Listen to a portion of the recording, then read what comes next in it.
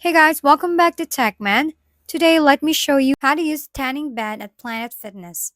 Here's how to use a tanning bed at Planet Fitness.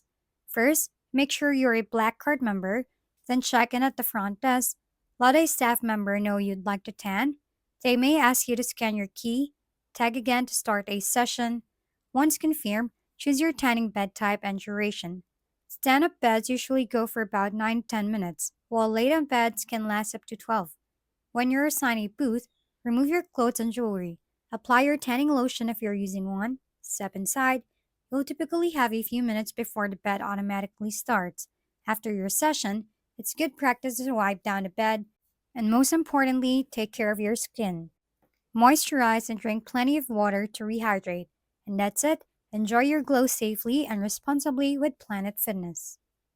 If we've been helpful, kindly give us a thumbs up and don't forget to hit the subscribe and bell button for more contents.